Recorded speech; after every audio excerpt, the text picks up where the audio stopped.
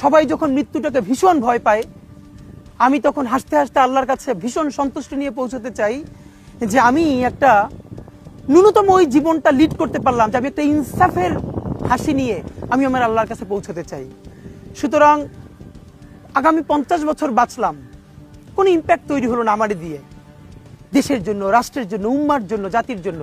কিন্তু আমি ধরেন 5 বছর বাঁচলাম, সেটার মধ্য দিয়ে যদি আগামী 50 বছরের ইম্প্যাক্ট তৈরি হয়, তাহলে অনেকদিন বেঁচে থাকায় কি সাফল্যের বলেন?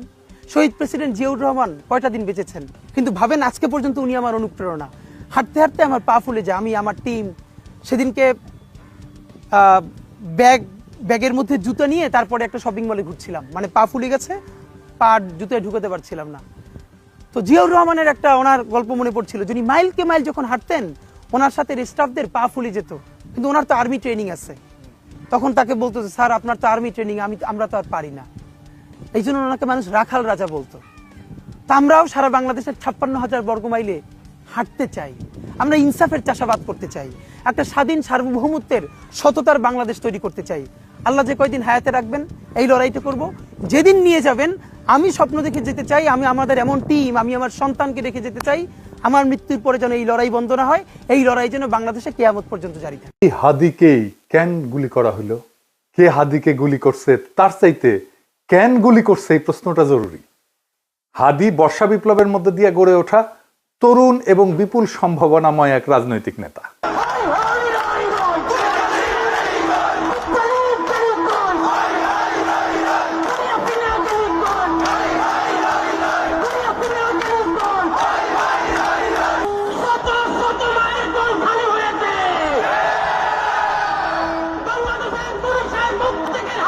অনেকে আওয়ামী লীগের দিকে আঙুল তুলতেছে। আওয়ামী লীগ অবশ্যই বর্ষা বিপ্লবের প্রধান শত্রু, কোনো সন্দেহ নাই, কিন্তু আওয়ামী লীগই কি একা বর্ষা বিপ্লবের একমাত্র শত্রু? না, রাজনৈতিক দলগুলো যারা হাসিনা বিরোধী লড়াই করছে তারাও তো বর্ষা বিপ্লবকে ধারণ করে না। সরকারের মধ্যে বিপ্লব বিরোধী ধান্দাবাজ অপদার্থ ধ্বজভঙ্গ লোকেরা ঢুকিছে একের পর এক। প্রফেসর ইউনূস নিজের বউয়ের ডাক্তাররা ঢুকাইছে মন্ত্রী পরিষদে, বন্ধুর পোলারে ঢুকাইছে, তার গ্রামীণ ব্যাংকের লেসপেন্সার সব ঢুকাইছে, পলিটিক্যাল পার্টিগুলো তাদের নিজেদের লোকদেরকে ঢুকাইছে, এবং বেশিরভাগই অপদার্থ। না আছে এদের ম্যানেজমেন্ট স্কিল, না আছে পলিটিক্যাল নলেজ, না আছে সদিচ্ছা, না আছে শরীরে জোর। আওয়ামী লীগ অস্ত্র কিনে সশস্ত্র যুদ্ধের ডাক দিছে, অস্ত্র কিনে যুদ্ধ করার কথা ঘোষণা দিছে, একবার না বারবার জেনেভায় যায় প্রকাশ্যে দিছে। দেখেন একের পর এক দেখান এইটা শেন। হোয়াটএভার ইট ইজ, আমাদের কথা হচ্ছে যে আমাদের এই সংগ্রাম লড়াই অব্যাহত রাখতে হবে, এই এদেরকে এখান থেকে উৎখাত করতে হবে। আর আমি সবসময় পার্সোনাল ক্যাপাসিটিতে একটা কথা বলি, সেটা হচ্ছে যে সশস্ত্র সংগ্রাম ইজ দ্য অ্যান্সার। হয়তোবা বাংলাদেশ আওয়ামী লীগ এই নীতিতে হয়তোবা এখনো যায়নি, কিন্তু ব্যক্তিগতভাবে আমার ক্যাপাসিটি হচ্ছে যে we have to take up arms এবং we have to resist ourselves, because আমাদেরকে খুন করছে, আমাদেরকে পাল্টা লড়াই অব্যাহত করতে হবে, এবং এটাই হচ্ছে আমাদের স্ট্যান্ড। আমার কাছে মনে হয় ব্যক্তিগতভাবে আমার স্ট্যান্ড। দেখেন আর একটা দেখান। অস্ত্র হাতে নেওয়া ছাড়া, গেরিলা যুদ্ধ ছাড়া এই রাজাকারদের বিরুদ্ধে জেতা যাবে না। আমি আবারও আপনাকে বলি যে সশস্ত্র সংগ্রাম, গেরিলা প্রস্তুতি, এগুলো আমাদের জন্য জরুরি এবং সেটা আমাদেরকে ভাবা শুরু করা উচিত। আমি মনে করি বাংলাদেশ আওয়ামী লীগের এসব পুতু রাজনীতি করার সুযোগ নাই। আমরা দেখব যদি ভালোই ভালোই কাজ হয় হবে, কিন্তু দেশ যদি এইভাবে পাকিস্তানের দিকে চলে যেতে থাকে, সশস্ত্র সংগ্রাম এবং আমাদেরকে এই গেরিলা সংগ্রাম বা আরেকটা মুক্তিযুদ্ধ ছাড়া আমাদের কোন রাস্তা নাই। এবার আর একটা দেখান। আমরা করতে হইলে এইখান থেকে পয়সা উঠান, আর যারা মন্ত্রী মিনিস্টার আসল বিদেশ তারাকে বলেন পয়সা দিবার জন্য, আমরাও পয়সা দিব। অস্ত্র কিনতে হবে, আমরা যুদ্ধ করতে হবে মাঠে।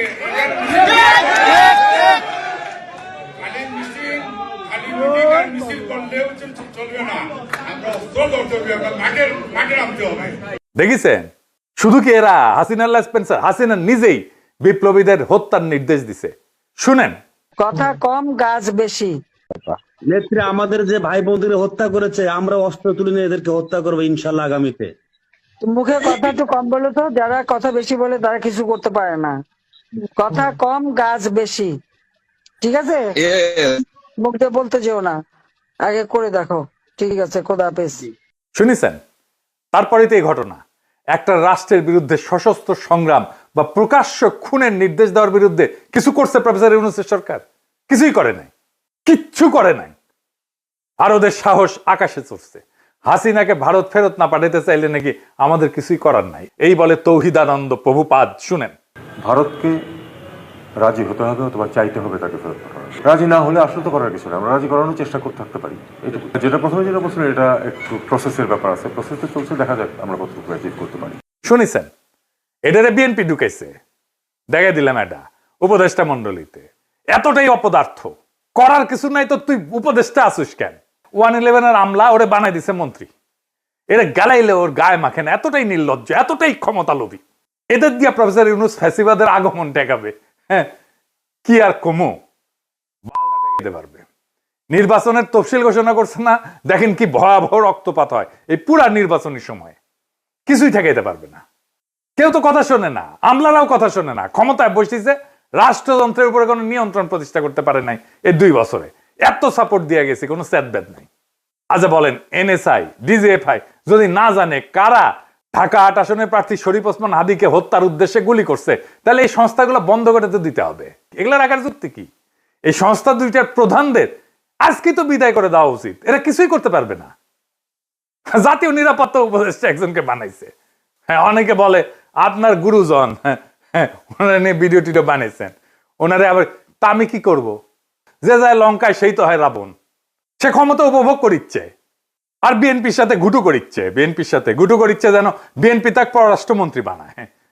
হাদিকে খুন করার এই ভয়ঙ্কর অপারেশনে যারা যুক্ত ছিল তাদেরকে গ্রেপ্তার করে বিচারের আওতায় না আনতে পারলে প্রফেসর ইউনূস সরকার 12 ফেব্রুয়ারি জাতীয় নির্বাচন সম্পন্ন করতে পারবে না, লিখে রাখতে পারে। বর্ষা বিপ্লবকে কোনোভাবে মেনে নিতে পারেনি কায়েমি গোষ্ঠী। আর এক দল আছে বর্ষা বিপ্লবকে বিপ্লব বলে স্বীকারই করতে চায় না, বলে এটা অভ্যুত্থান। এটা অভ্যুত্থান নাকি বিপ্লব খুব নির্দোষ বিতর্ক বইলা মনে হয় না, কিন্তু এখানে লুকায় আছে হাদির গুলি খাওয়ার নিশানা। আসেন সেটা বুঝে দেখি। এক শ্রেণীর জাউরা আছে, দেখবেন বলবে আইসে আমি সহ কয়েকজন নাকি দেশটারে অস্থির করে রাখছি। বিপ্লবের পরে কোনো দেশ সুস্থির হয় না, কখনো হয় না, বিপ্লবের ইতিহাসে এটা নাই। সুস্থির করার জন্যই বিপ্লবী সরকার লাগে। অভ্যুত্থান আর বিপ্লব এক জিনিস না। আমি যদি বাঘরে বিলাই ভেবে ম্যানেজ করি তাহলে বাঘ বাঁচবে নাকি বিলাইয়ের সার্ভিস আদর পাবো আমি? কোনোটাই তো হবে না। এই বিপ্লব না অভ্যুত্থান, এই জিনিসটা বুঝার ভুলের এই খেসারত জাতিকে দশকের পর দশক দিতে হবে। আমি বলে দিলাম, আমি পরিষ্কার করে বুঝাই বলি কেন অভ্যুত্থানের পরে দেশ দ্রুত স্বাভাবিক হয় আর কেন বিপ্লবের পরে দেশ দীর্ঘদিন অস্থির থাকে এবং কেন বিপ্লবের সঙ্গেই প্রতি বিপ্লব জন্ম নেয় কিন্তু অভ্যুত্থানের পরে প্রতি বিপ্লব জন্ম নেয় না। আসেন সেই জিনিসটা বুঝে দেখি।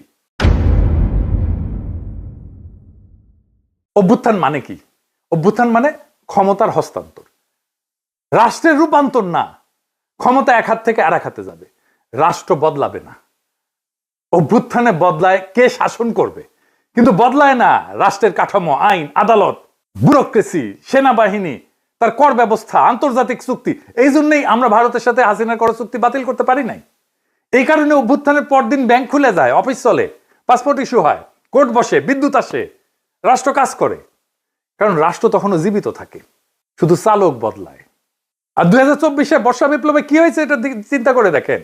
থানা ফাঁকা হয়ে গেছে, পুলিশ নাই, পালায় গেছে। আদালত ফাঁকা হয়ে গেছে, বিচারপতিরা পালায় গেছে, প্রধান বিচারপতি সহ। হয় নাই? বিপ্লব মানে কি? বিপ্লব মানে শুধু শাসক বদল না, বিপ্লব মানে কে শাসন করবে, কেন শাসন করবে, কিভাবে শাসন করবে, কোন আইনে, কোন নৈতিকতায়, সব প্রশ্ন নতুন করে তোলে, নতুন করে ফয়সালা হয়। হান্না আরেন্ট বলছিলেন যে ইংরেজিতে লিখেছে, ইংরেজি যেহেতু লিখেছে ঠিকই লিখেছে, তাই না? আমি বাংলা কইরা বলি, বিপ্লব মানে নতুন কর্তৃত্ব তৈরি করা, নতুন কর্তৃত্বকে প্রতিষ্ঠা করা। বিপ্লব মানে পুরনো বৈধতা ধ্বংস, নতুন বৈধতাকে আনা। নতুন বৈধতাকে আনতে হয় বিপ্লবী সরকার দিয়া। সে বিপ্লবী সরকার যদি আপনি না করেন, আপনার বৈধতা, আপনার কন্ট্রোল, আপনার নিয়ন্ত্রণ, আপনার অথরিটি দাঁড়ায় না। প্রফেসর ইউনূসের অথরিটি দাঁড়ায়নি, এই জন্যই দাঁড়ায়নি। কেন হয় প্রতি বিপ্লব হয় বিপ্লবের পরে? কারণ বিপ্লব কাউকে না কাউকে বলে তোমার দর্শন ভুল, তোমার আদর্শ ভুল, তোমার বিশ্বাস ভুল, তোমার সম্পত্তি অবৈধ, তুমি দেশের শত্রু, তুমি জনগণের শত্রু। তাই যখন কেউ সব হারায় তখন সে লড়াই করে। অভ্যুত্থানে কেউ সব হারায় না, বিপ্লবে অনেকে সব হারায়। বিপ্লবে আওয়ামী লীগের সব হারানোর কথা ছিল, ভারতের সব হারানোর কথা ছিল, হারায় নাই। সব রক্ষা করা হয়েছে। তাই প্রতি বিপ্লব জন্মায় বিপ্লবের গর্ভেই। বিপ্লবী সরকারের দরকার পড়ে প্রতি বিপ্লব থেকে বিপ্লবকে রক্ষা করার জন্য। ইতিহাসে দেখেন, ইতিহাস কি বলে, শ্রীলঙ্কা তো প্রেসিডেন্ট পাশে দখল করে ফেলছিল না জনতা, ওইটা অভ্যুত্থান ছিল, দেশটা সুস্থির হইতে সময় লাগেনি। নেপালও কি হয়েছে, তাই হয়েছে না, নেপাল সুস্থির হয়ে গেছে না, সময় লাগেনি, কারণ ওইটা অভ্যুত্থান ছিল। বাংলাদেশ সুস্থির হচ্ছে না কেন? কারণ আমরা সেই গুরুত্বপূর্ণ সত্যটা এড়াই গেছি যে বাংলাদেশে একটা বিপ্লব হয়েছে এবং বিপ্লবের পরে অস্থিরতা থাকে, সেটাই স্বাভাবিক। কিন্তু সেই অস্থিরতা কতদিন থাকবে সেটা নির্ভর করে একটাই বিষয়ের উপরে, নতুন সরকার কতটা পূর্ণাঙ্গভাবে বিপ্লবী। আমরা সেটাকেই বলছিলাম বিপ্লবী সরকার। ইতিহাসে যেই সরকার বিপ্লবের ম্যান্ডেট নিয়ে, বিপ্লবী কর্মসূচি নিয়ে স্পষ্টভাবে পুরানো রাষ্ট্র ভেঙে নতুন রাষ্ট্র করে, সেখানে অস্থিরতা তুলনামূলকভাবে কম সময়ে দূর হয়ে যায়। কারণ সেখানে থাকে ক্ষমতা স্পষ্ট কেন্দ্র, আদর্শিক এবং রাজনৈতিক পরিচ্ছন্নতা। আর এইখানে না ঘরকা না ঘাটকা, বলে রাষ্ট্র সংস্কার করব, আর সব পুরানো কিছু সবকিছু রেখে দিচ্ছে। রাশিয়ায় 1917 সালে বিপ্লব হয়েছে, অস্থিরতা ছিল কিন্তু দ্রুত নিষ্পত্তি করে ফেলছিল বলশেভিকরা। অস্থিরতা দীর্ঘ হয়নি, যুদ্ধ ছিল কিন্তু দ্বিধা ছিল না। চীনেও কমিউনিস্ট সরকার পুরনো রাষ্ট্রের সঙ্গে আপোষ না করে নতুন রাষ্ট্র গড়ে তোলে। এইটাই বিপ্লবী চরিত্র, দ্রুত রাজনৈতিক স্থিতিশীলতা এনে দেয়। ভিয়েতনামও একই কথা। কর্তৃত্ব প্রতিষ্ঠা করতে হয় বিপ্লবী শক্তিকে। অন্যদিকে সরকার যেখানে না ঘরকা না ঘটকা, আধা বিপ্লবী, পুরানা এলিট আর নতুন শক্তির মধ্যে দোদুল্যমান, সেখানে অস্থিরতা লম্বা হয়। তাই হয়েছে প্রফেসর ইউনূসের সরকারে, পুরনো এলিট আর নতুন শক্তির একটা কোয়ালিশন হয়েছে। ফ্রান্সে বিপ্লব হয়েছে 1789 সালে। এরপরে দশক ধরে অস্থিরতা চলছে। মূল কারণ ছিল বিপ্লবের প্রশ্নে স্পষ্ট সিদ্ধান্তের অভাব। অর্থাৎ সমস্যাটা বিপ্লব না, সমস্যাটা হইল অসম্পূর্ণ বিপ্লব, বিপ্লবের পরে কর্তৃত্ব প্রতিষ্ঠা না করা। প্রফেসর ইউনূস কর্তৃত্ব প্রতিষ্ঠা করতে পারে নাই, আমাদের অনেক সাপোর্ট সত্ত্বেও। যত বেশি বিপ্লবী সরকার হয় তত দ্রুত ক্ষমতার প্রশ্ন মীমাংসিত হয়, তত দ্রুত দেশ স্থিতিশীল হয়। বিপ্লবকে যে থামায় দেয় যায় সরকার, অস্থিরতা তার পিছু ছাড়ে না, প্রফেসর ইউনূসেরও পিছু ছাড়বে না। কিন্তু বিপ্লব যে সম্পূর্ণ করে, স্থিতিশীলতার তার অনিবার্য ফল।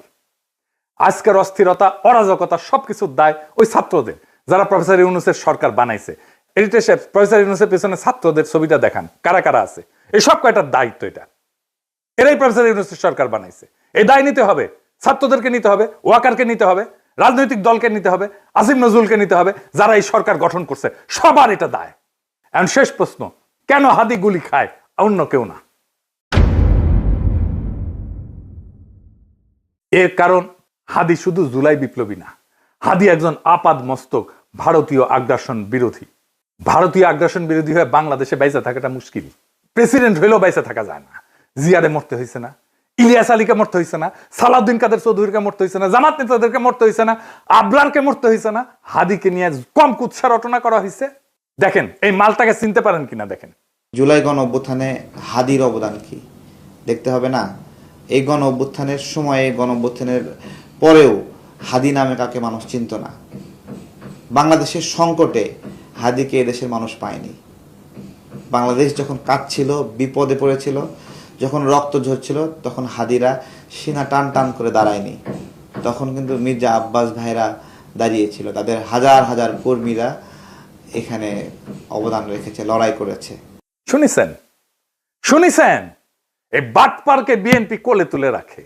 বিএনপি যা যা করতে পারে না, বলতে পারে না, এই বাটপারকে দিয়ে করায় আর বলায়।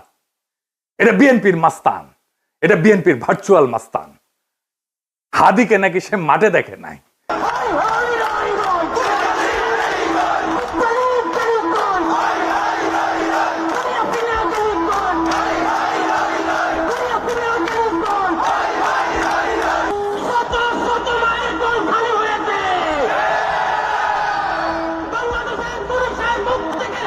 ওই বর্ষা বিপ্লবের হেডমাস্টার, ওর কাছে রোল কল করে বর্ষা বিপ্লবের স্টেক নিতে হবে।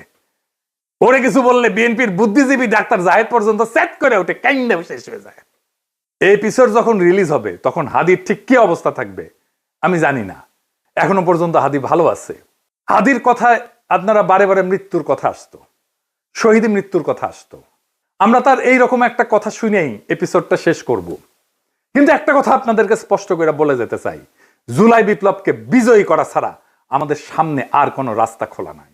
প্রফেসর ইউনূস বিপ্লবকে লক্ষ্যভ্রষ্ট করেছে, আমরা আবার সেই বিপ্লবকে সম্পন্ন করব, বিজয় করব, প্রয়োজনে আবার এক নদী রক্ত পাড়ি দেব, কিন্তু বিজয় নিয়ে ঘরে ফিরবো ইনশাল্লাহ। ইনকিলাব জিন্দাবাদ। মন খারাপ হয় যে আল্লাহ যদি আমাকে কোনোদিন নিয়েও যায়, তো এই যে ছেলে মেয়েগুলো, মানে আমি আল্লাহর কাছে সবসময় দোয়া করি, আপনি জানেন যে আমার আল্লাহ একটা সন্তান দিছে, 3 মাস ওর বয়স। আমার বাচ্চাটা তো আমি 3 মাসে 30 মিনিটও কোলে নিতে পারি নাই। তো আমার ওয়াইফ খুব মাঝে মধ্যে আর কি মজা করে বাচ্চারে বলে যে ইনকিলাব মঞ্চের মুখপাত্র তোমার সাথে দেখা করতে আসছে। তো আমার এই প্রথম মনে হলো কি যে আমি ভাইয়ারে বলি, ভাইয়া আল্লাহ যদি আমাকে নিয়ে যায় আমার বাচ্চাটার দিকে একটু খেয়াল রাখেন। তো এই কথাটা আমি বলতে পারিনি। আব্বার একটা মানে আপনি যদি বলেন যে আমার সারা জীবনের যেটুকুন সততা, সাহস, লড়াই, এটার দুনিয়ার সমস্ত শক্তি আমার আব্বা। আমি যদি কিছু হইলেও করতে পারি সততার সাথে, আল্লাহ যদি আমার রহম করে, তাহলে আমার ছেলে, আমার পরিবার, আমার ভাই বোন, আমার ইনকিলাব মঞ্চের ভাই বোনগুলো, এগুলো আল্লাহই দেখবে যেভাবে আল্লাহ এখন আমাদেরকে দেখতেছে।